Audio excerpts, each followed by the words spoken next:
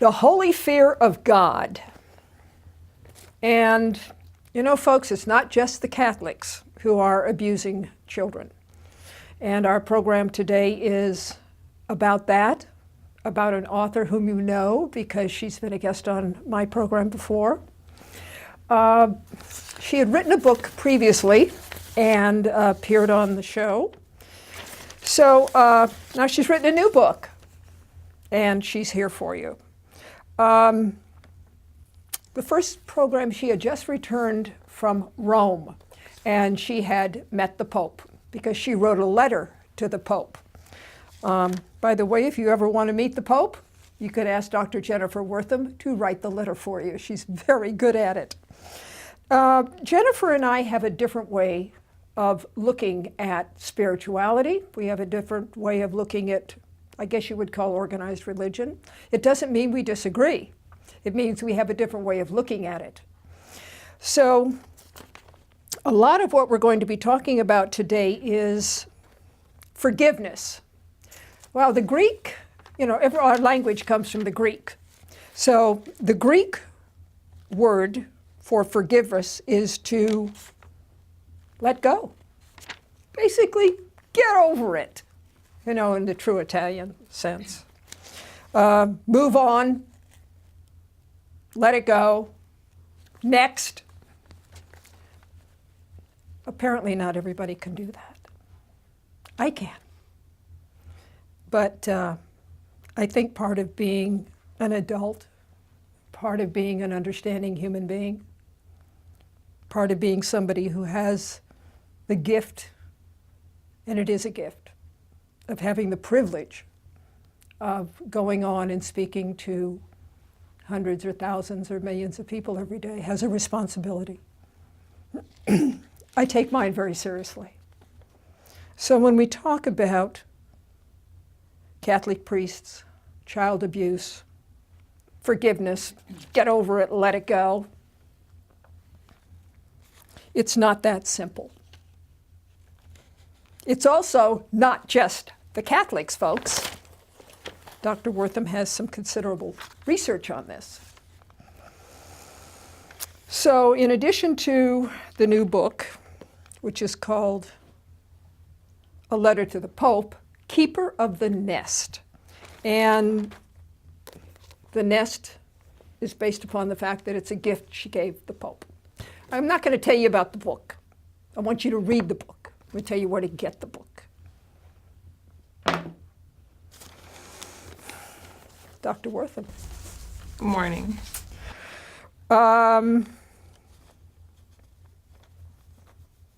Why do I have a problem with forgiveness? What is it about this word forgiveness that I have a problem with that says, look, I've had challenges. Everybody's got challenges in their life. Move on, get over it, get on with your life. Why is that such a problem when it comes to child? And I take into consideration that this show airs at different times in different markets. It can air at 6:30. It can air at night. It can be on my website anytime. But I'm not about to embarrass people. I know that there are children out there sitting in the living room with you. But I have to use one word, just one word in this discussion. And it's sexual abuse. Call it intimate abuse, call it whatever you want. It is flat out sexual abuse. And the Catholics seem to be taking all the heat for it. So, forgiveness. I don't get it. Well, I think forgiveness is a personal experience that that everybody goes through in different ways. And in our lives, there are times when someone, whether it's intentional or unintentional, that we are hurt by some actions that they may have done or some words that they may have said or by something they may have failed to do for us. Been there. Been there. We've all been there. And I think the hurt varies and can go deeper depending upon the level or degree of betrayal. And I think in terms of child molestation, that we need to understand that these experiences that children have is something that happens to a developing brain. It's something that happens in the formative years of an individual's experience. And it's something who, unfortunately, can define who they are and who they become. And so as a child doesn't have necessarily the same capacity to just up and forgive as maybe an adult does, because with all of our experience, we know things are going to happen and we need to learn how to move on and get over it. The child understands this kind of injury in a different way. And their self-esteem is impacted, what they know of themselves is impacted, of their world, and their sense of safety is impacted. And so these are things that have a lasting effect on them. The research shows that many victims of child abuse and child molestation experience anxiety and depression throughout their lives. They have sometimes serious mental disorders. They can experience post-traumatic stress syndrome. Many of them have problems with drug abuse and alcohol. The therapist will say that they're self-medicating to deal with their pain and their shame. And so it's not so easy just to get over it. And I think that the scars are lifelong, and it's a process that people need to rebuild their own identity and their own selves. Hello, everybody. I'm Patty Patain. Meet the power of intelligent conversation. This particular program falls under one of my series called The Reading Light. Let's get down to the real details of your experience here. It was not you that was molested. You have two brothers. I do. And tell me about, well, basically, let me race through this so we can get to the nut of the things, okay? Your family, enormously Catholic. I mean, deep, deep, deep Very Catholic. Catholic. Priest came to the house for dinner, the whole deal. Invited your two brothers independently on little camping trips, on little outings, on Yay Team Raw, okay? At which point they sexually molested them. Mm-hmm. Same priest? The same priest. Okay. So you know this very well, and all the difficult challenges of life for anybody ended up in your family. You've lived it, you've watched it. I get that. So there's been a lot that the Catholic Church has tried to do. A lot of people say not enough, but you've taken it upon yourself. And tell me what has happened since you met the Pope. You've kept in touch with the Vatican. And there's a lot of news about Catholic priests sexually abusing children. But not just the Catholics, is it? No, unfortunately, it's not just a Catholic priest problem. But because there's so many more Catholic priests than there are others in any form of gatherings, like a church or camp or school or Boy Scouts or whatever it is, they get all the news. Yeah, well, they fall into definitely into a category unto themselves. The way we look at it from a public health perspective, we look at incidence and prevalence rates, which is a little complicated, but...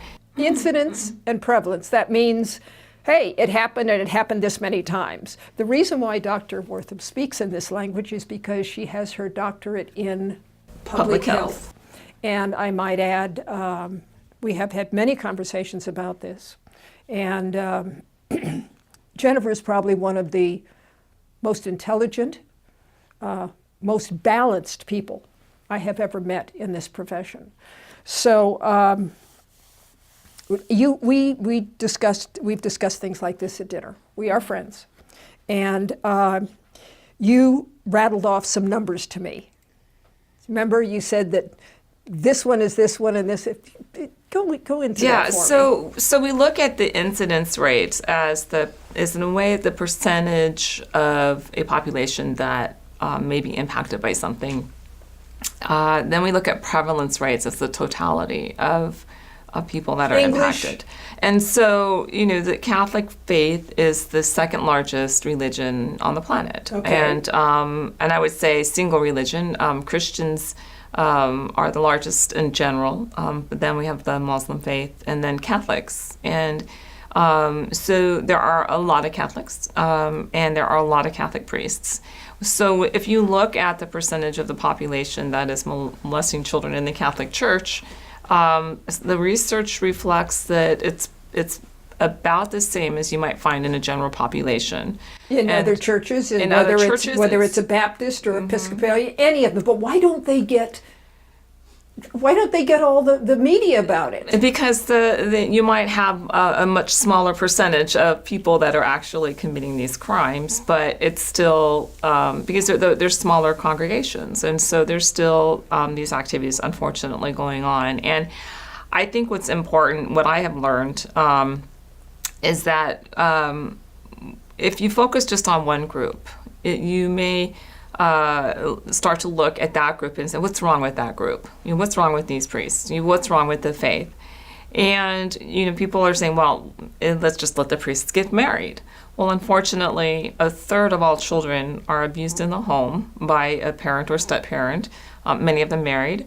And so that's not that might seem like an easy answer, but that's not an answer. And there's another easy answer. Look, if you don't want to maintain your celibacy as a Catholic priest, leave the priesthood and go to another religion that you can serve your flock. Yeah, so they can leave. There's a lot of things that people can do. So they're not held hostage. They're not required to commit their life to celibacy. There are priests that don't take that vow. And so I would not want to see us focus so much attention. There's others that say, well, there's a large number of gay men in the priesthood. There is no association with being gay and molesting children. And so those things need to be dispelled. And unfortunately, kind of the mass media has not done probably as thorough a job as they can really looking at the issue from all aspects. No, I haven't seen any balance. I really have not seen any balance at all. And the reason why we're talking about this is because I would like to have individuals listening to this understand you have to put everything into balance. You do. And this Catholic priest child abuse thing, sexual abuse, has not been put into balance. You are doing a very good job at trying to get that message out. Let's talk for a minute about the follow-up to your meeting with the Pope.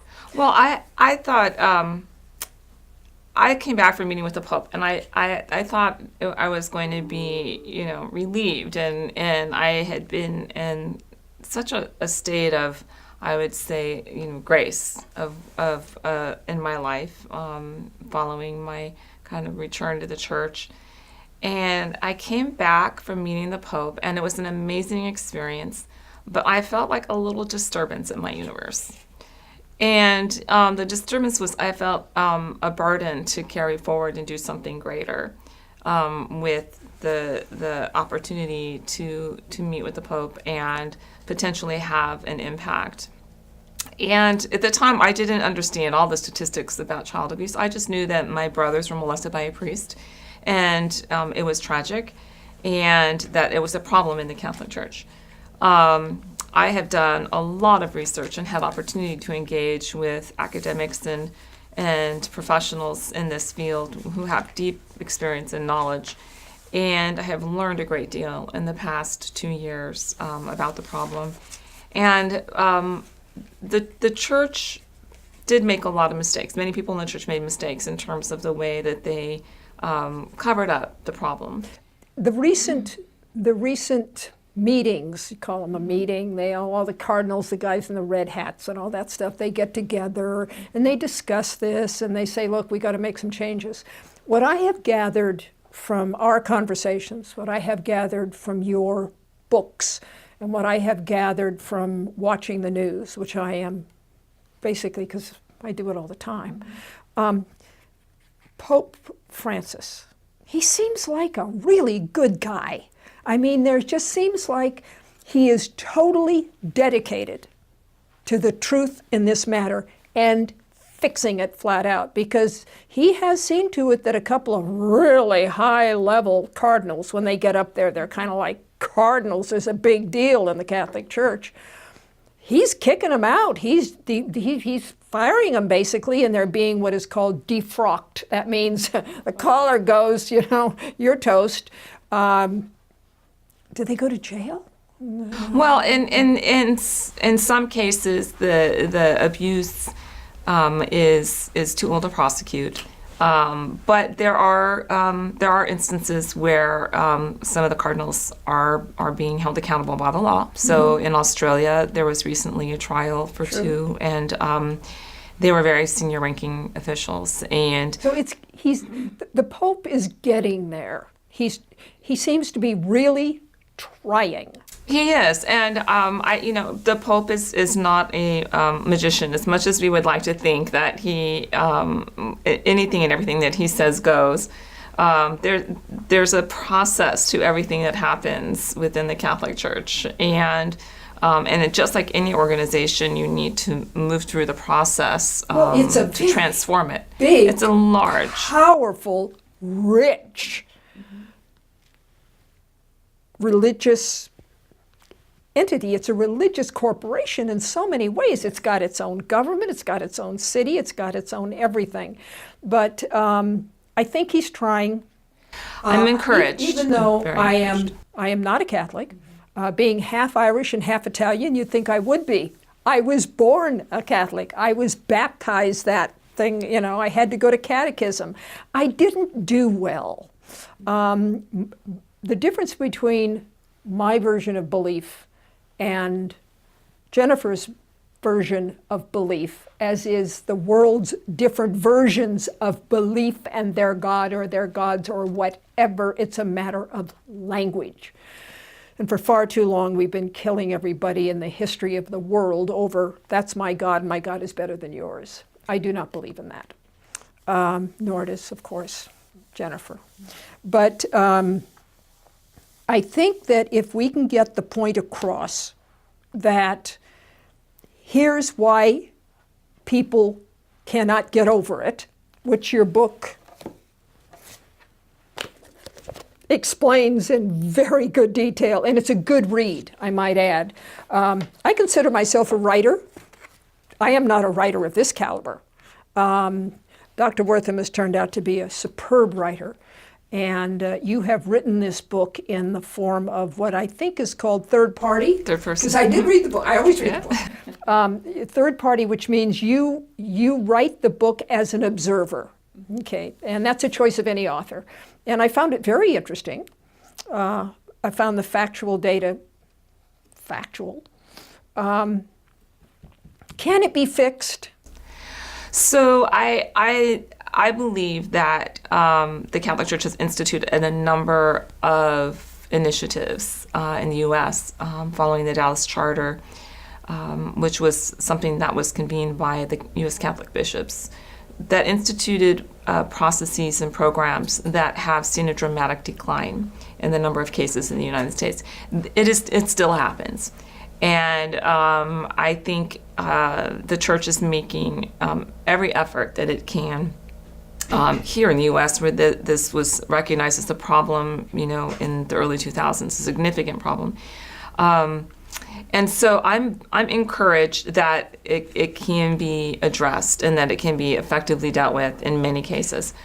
You know that as far as what the Catholics are doing and how they're doing it and how the Pope is doing it and how all the cardinals are doing it and how the parish priests are doing it and all of that stuff. That I get. Okay. How do we get the message out? Or how do I get my fellow journalists to say, hey, wait a minute.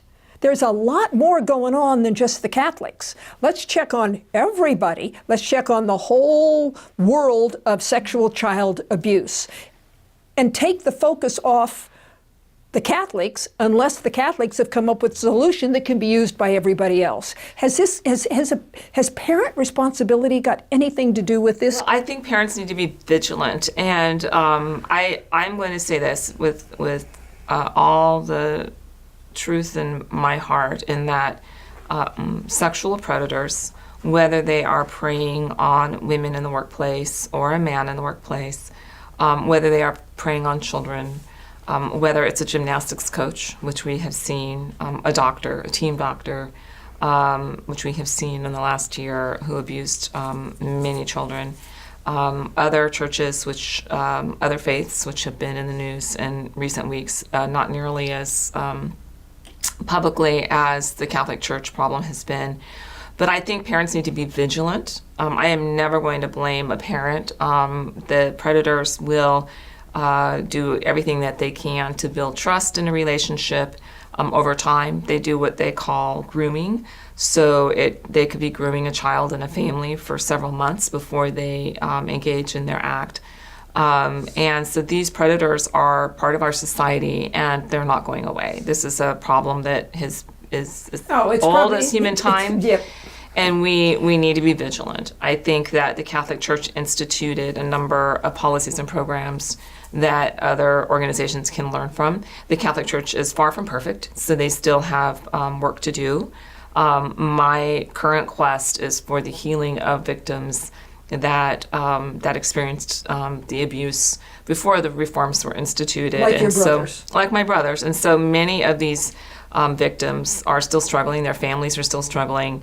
The major difference between an experience with a member of the clergy and another type of child abuse experience, which are both very bad and traumatic and long-lasting, is that the child doesn't have necessarily the opportunity to reach out to God to find that forgiveness that many others may be able to access. Why would a child or anybody? The child as an adult. So the child as an adult, forgiveness. As an adult, when they're working through a therapeutic experience, it's more difficult for them to let it go to their higher power. For example, if they were working through a problem, a 12-step program, because that bond with God has been deeply damaged and may be broken, and may not be repairable. I did talk to several survivors, and one survivor in particular who has returned to the church, and he's a psychologist, and he actually now works with victims of clergy abuse. He actually also works with priests who have perpetrated abuse. And although he himself has worked through the forgiveness experience and forgiven the church, he told me he would deep inside probably never trust a priest again. And that is a pretty traumatic experience for him, or pretty revealing experience for Very, yeah. very. What I've noticed, excuse me, in reading your book, again, if you want to understand the depth of pain a family can go through when a child suffers a traumatic event, in this case, explicitly a sexual abuse event as a child. If you want to understand it to its very core, I want you to read Jennifer's book. It's available on Amazon. So I'll have that at the end of the show. Buy the book. It's beautifully written. And there's another one coming up. You're I mean, you're in the health business, and here you are writing books. The third book you will have come up with is called Faith in Forgiveness. We're going to talk about that one. The one thing that I have always enjoyed doing throughout my career is talking about comparative religion. I have a bookcase at home, shelves full of books on comparative religion. I have studied it to a pretty good extent. And Jennifer and I have agreed to take our program sometimes to a different level and talk about basic spirituality, basic religion, comparatively so. Because even though we have almost strikingly on the surface different spiritual beliefs, different beliefs in the gods, the force, the intelligence, whatever you want to call it, we agree. We're in this for the same thing, and that is simply a faith greater than ourselves, and understanding that having faith is probably the single most important thing you can do with your life. And if that faith is broken when you're a child, what Dr. Wortham has written about is incredibly important. Where are you going? Again, I'm going to end the program the way I started it. I have to learn from you the depth of hurt it takes to say, I can't get over it, I can't move on, I can't deal with this. Maybe I was just born a little bit stronger. I don't know. Yeah, I think those of us who have that degree of resilience and our ability to navigate through the world are really blessed. You're one of them. I've been very blessed to have navigated through a lot of tragedy and challenges and been able to overcome them. And I think that I pray for those that are less fortunate, and we do need as a society to provide greater support and understanding for victims of child abuse. And if you really think about it, when this abuse happens, usually when they're in middle school, or maybe entering middle school, and the perpetrators of these crimes often target children that are already in compromised situations. So we were living with my grandparents at the time. We did not have a father in the household. And so many times the perpetrators look at the vulnerable children. So these children already have issues many times. And so this just compounds those issues. And they take advantage. They take advantage of the family. They take advantage of the child. And so what that does is compromises the child's ability to cope effectively and build effective relationships in school. They may underperform in school.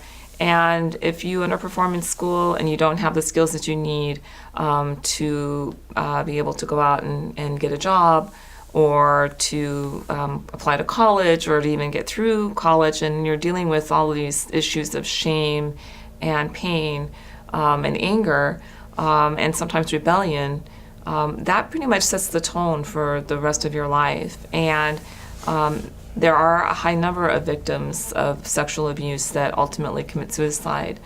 And so we do need as a society to find a way to support them and help them overcome their ordeal. Well, this isn't the last of our conversations. And if you don't come away with anything else from this program today, ladies and gentlemen, understand it's just not Catholic priests that are doing this. It's not even the majority. It's probably kind of an even line all across the board of people who abuse children. So we're going to continue our conversation about this, and probably some great depth. Thank you. You've written another great book, and it's a problem. So let's see if we can't talk through it and find a solution.